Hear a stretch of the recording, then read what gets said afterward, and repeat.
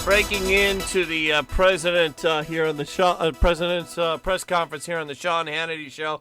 This is Brian O'Neill now being joined by Congressman Tom Reed.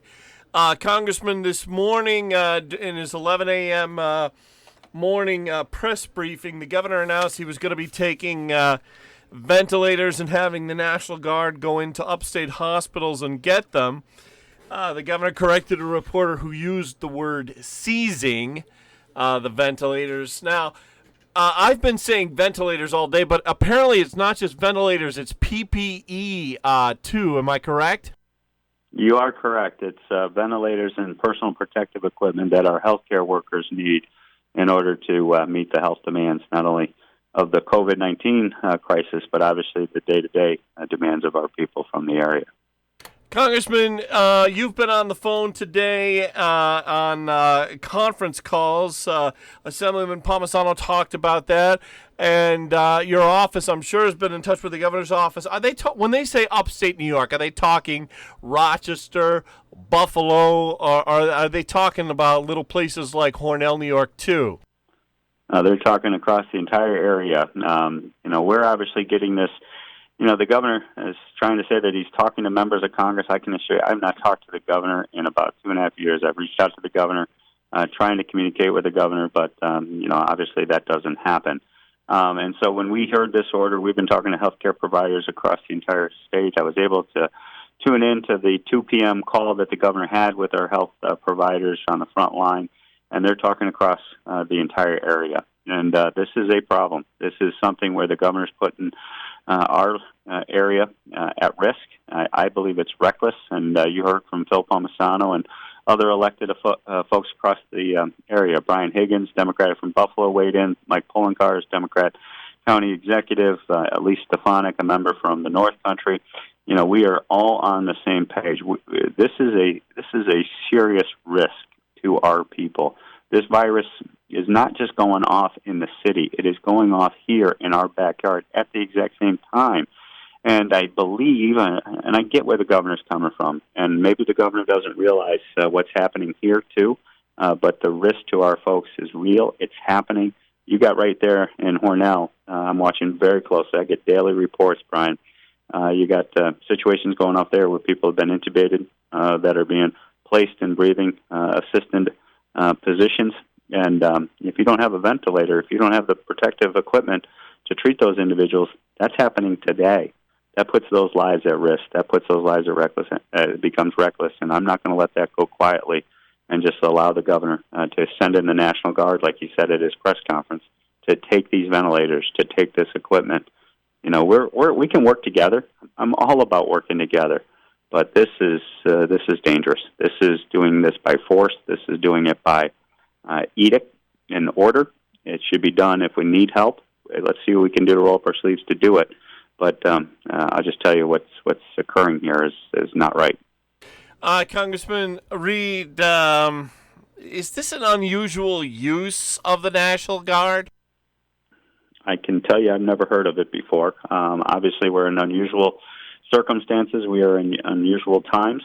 This is obviously a crisis that is Mother Nature driven, and it's hitting everyone everywhere across the country. And but to utilize the National Guard in this way is unprecedented. And I again reiterate to the governor, take a deep breath. I understand you're in a crisis. I understand New York City's in a hot zone. I understand that. Let's take a deep breath. Let's work through this. We can protect the lives of folks upstate just as equally as we can protect the lives of the folks down in the city.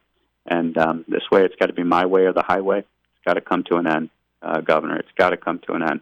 And what we can do is work together, but also recognize the lives up here in upstate Western New York are just as equally important as those lives in New York City, and we will defend them just as much as you're defending the lives of those of New York City. Congressman, I just wanted to ask you one more question. I realize you're very busy, but before you go, I realize it's the governor's now saying 20% of ventilators from each hospital. How much PPE, did he specify a percentage on how much PPE he wanted to take from hospitals? No. There's no specification, and I know he mentioned 20%. essentially they said 10%, then they said 20%, and so I think we're all over the map in regards to exactly the number of ventilators, but also the PPE is unknown. But regardless, if we lose one ventilator, that ventilator is not coming back.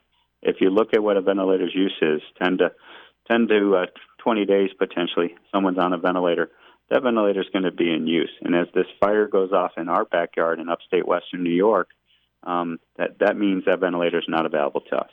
And that means the ventilator that is needed today by a person coming into the hospital may not be there for that individual.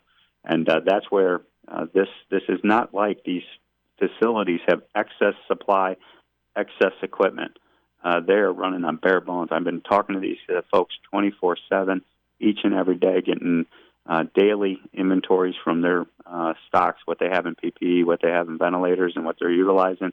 And I'll just got to tell you, it's happening here, and we got to make sure that we have that capacity in position, because worst thing, if that goes off and you don't have the capacity to meet it, there's no cavalry coming over the horizon, as the governor seems to think there may be after this supposedly happens to New York City, and then all of a sudden this stuff is freed up. It's just that is not, he's thinking of it linear. This is happening in real time at the same time all over the country.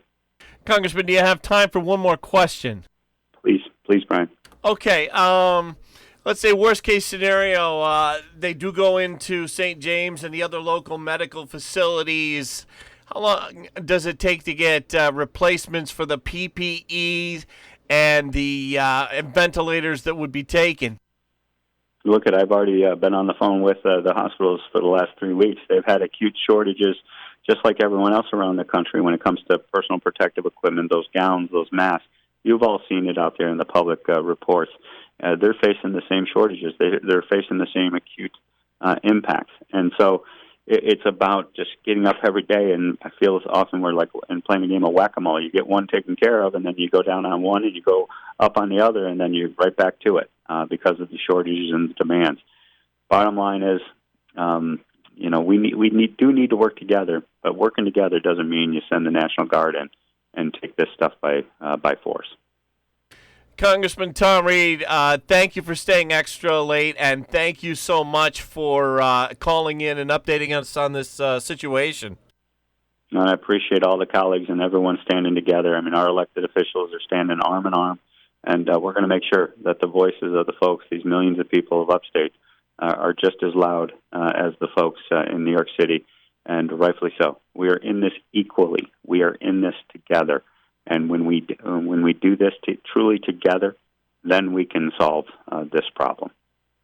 Thank you, Congressman Reed. Thank you so much. Bye-bye.